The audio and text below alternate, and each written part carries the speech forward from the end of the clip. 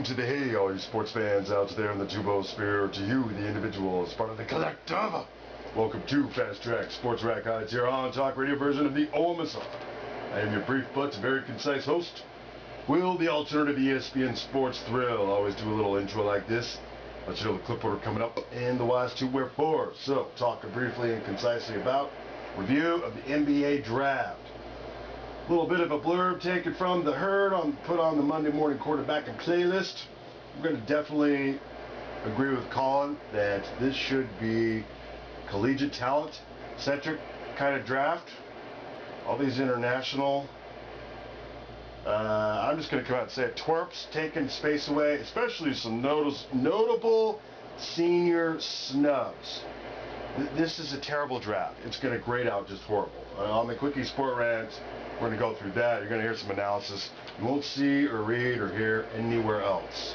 Which conference did the best, which school did the best, which school was overrated, how the rounds grade out, the best string of picks, the worst. And your last three, you'll be shocked who was left. And who did the worst, who had the most, but nailed only 3 out of 7, count it, 7 picks, the Sixers. And why the Spurs continue to prove they have championship caliber level rosters and teams. They get the last two of the last 3.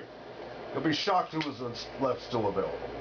In the meantime, we'll let Colin say his piece. Roll clips. What do we got? Colin, I heard you don't like the European influence when it comes to the NBA draft. Well, I just think the entire international landscape, there's an incentive as a GM or a scout to get that international guy. It kind of feels like, man, Bob went and found a guy in Dusseldorf. I didn't even see tape on him. You get a guy at Kansas or Marquette, it's like, well, yeah, he was in the tournament. We all saw him play. I think sometimes the grass is greener with international players, and despite years of drafting them, there's about 6 in the league that win games. I like American kids, tough American kids who have played in our tough American system. Colin, I heard you really into the European stuff when it comes to the World Cup. I am. I'd like to say I love the European stuff. Listen, I got to tell you something. I hear too much of this sort of patriotism and jingoism. Oh, ties don't work in America. Losses don't work in America. That's just not. Look at our tax system, where rich people find losses so they don't have to pay capital gains. The reality is, if you look at our system in March Madness, there's quality losses. The Indianapolis Colts rest healthy players to get Andrew Luck. The Cavs to get LeBron. Don't try to win every game. One step back, forward, 2 forward. Buy low, sell high, whatever it is. I like international sports, and there's some things that are terrific. NBA draft, I like our kids better.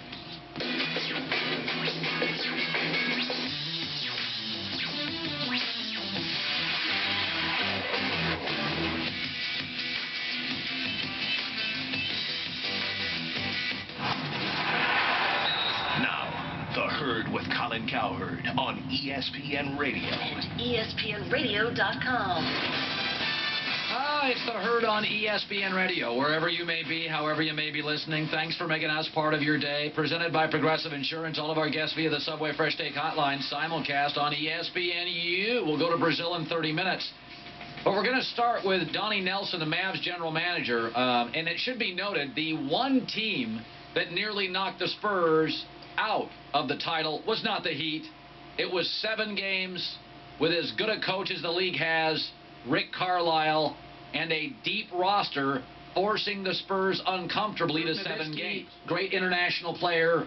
So is Tony Parker in your state. Manu Ginobili, the Spurs are well known for that.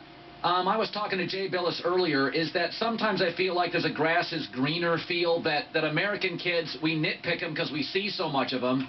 And the international players, there's a sex appeal because we don't see much except for, you guys do, but we don't.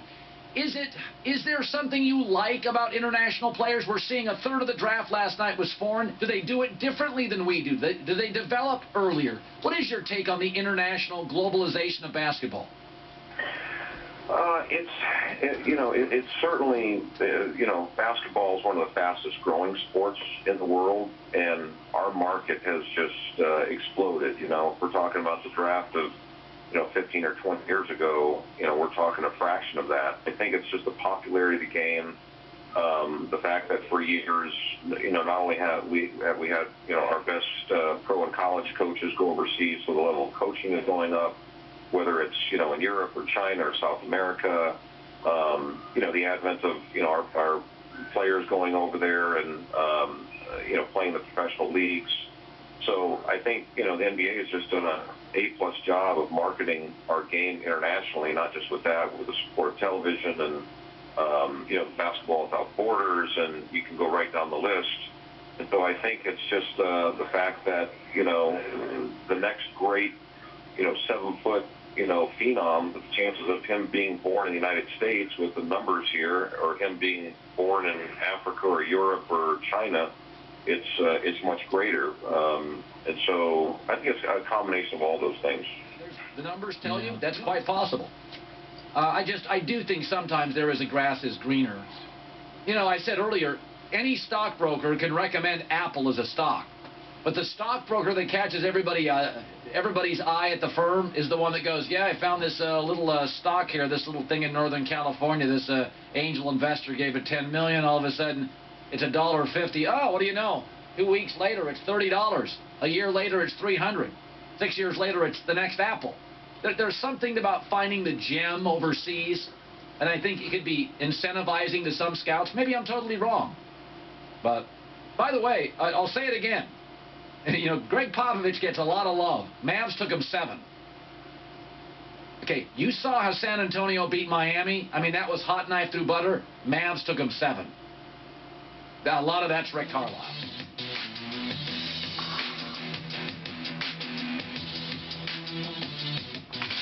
The Herd on ESPN Radio is presented by Progressive Insurance. By the way, my takeaway from the draft, I thought Utah got a couple of interesting players in Dante Exum and then Rodney Hood, so it's good for Utah, young team that's not going to threaten for a title right now. I didn't think Phoenix should have used all 4 of their draft picks. I thought they should have coupled a few of them, packaged them. I think they're a very young team, and young teams, even with talent like Golden State, struggle to win a playoff series. So they used all 4 of their picks on very young college guys with one exception.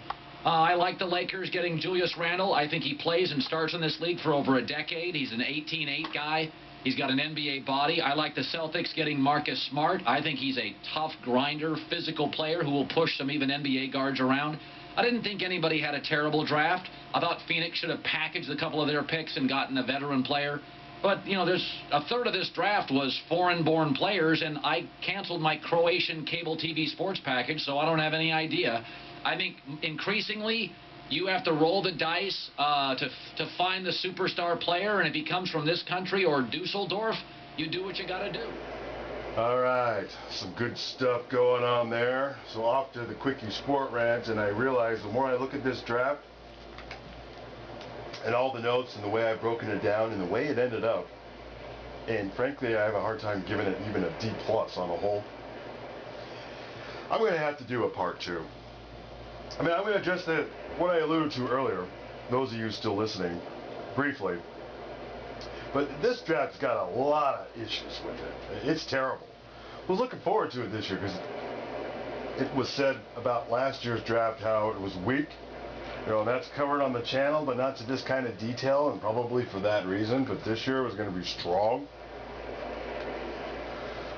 Talked about like only 5 to 7 international players at the time of the combine.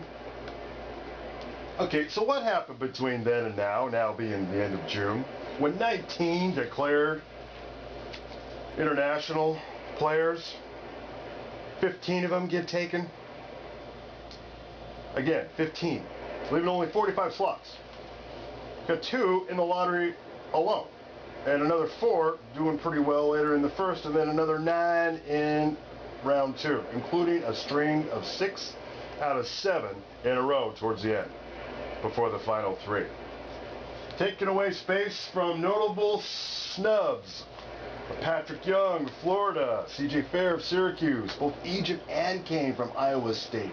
That blows my mind. And their epic year. Bryce Cotton of Providence. You didn't see a lot of Providence ball this year, but this dude carried him. He can ball. John Kilpatrick of Cincy, another mind blower. Set all kinds of records there. Cincy's in the top 10 for most of the year. And then Eric Murray of Texas Southern. That game, the mid-major tournament of theirs, is profiled on the channel. Best big man in America. Plus, not included here on this list, but I got to mention him, Aaron Jack Frost Kraft. It's definitely a round tour. So that's up to 8. So you got these 15 slots, these international dudes, based on what? A lot of them come from Serbia and Croatia.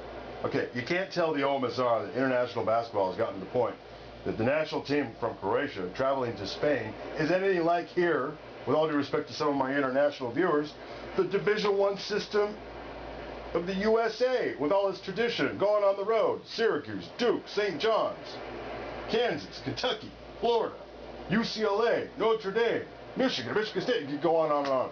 No freaking way. You got some real questionable names going on here in round 1, more so in round 2. Not only how high they were taken, but should they even be over there? UCLA is getting a lot of love. This has been going on for way too long. I got to call BS on that.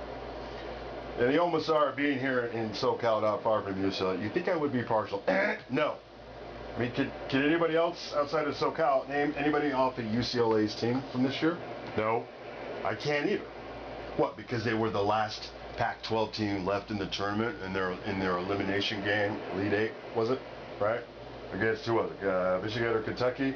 They were hanging toe-to-toe and so forth. It's amazing what a deep run in the tournament. But this hype started on the day of the Combine, especially with regard to Zach LaVine. I mean, nonsense. UCLA was barely the 3rd best team in their conference, and you've got 3 of them here in round 1. All right, so I better talk about some of the teams here because I'm running out of time.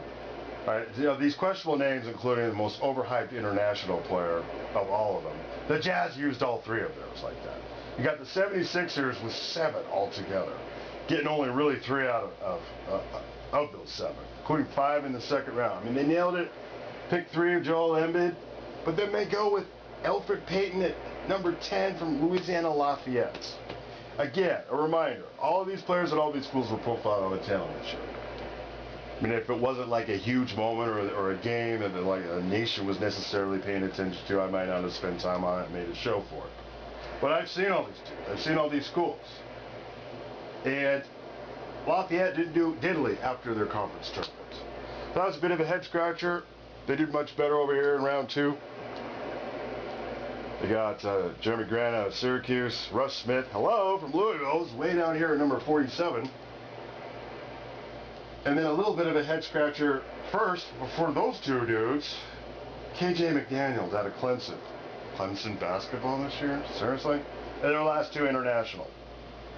So, I mean, the Spurs get out of the final 3, 2 of those. Jordan McRae of Tennessee, who carried him a lot this year. He's on the channel profile. He's an exclusive member of the Sigma Chi fraternity. And he went 2nd from one of his teammates up here, who is one of those question marks. And then the last pick of the draft to the Spurs, Corey Jefferson of Baylor. Covered Baylor a lot last year, winning the NIT. Said Jefferson was going to be a top 5 power forward this year in the nation, and that is so true. And in between those 2 dudes, guess who? Another senior, San Diego State. Xavier Thames, going the Wayback Machine to the non-conference part of the year.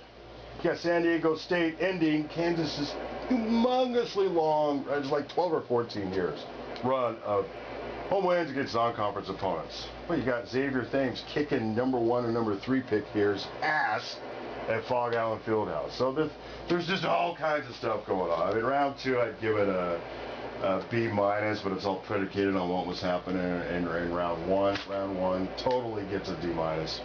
All the video highlights courtesy to ESPN and, as previously mentioned, The Herd with Colin, everything else to the OMSR. All right, come back for round 2. I'm going to make some graphics and really break this down. All the schools, the numbers, the conferences, who did the best. Big 12 is perfect. 3 schools and 5 picks, really can't argue. Until then, we are laid out together.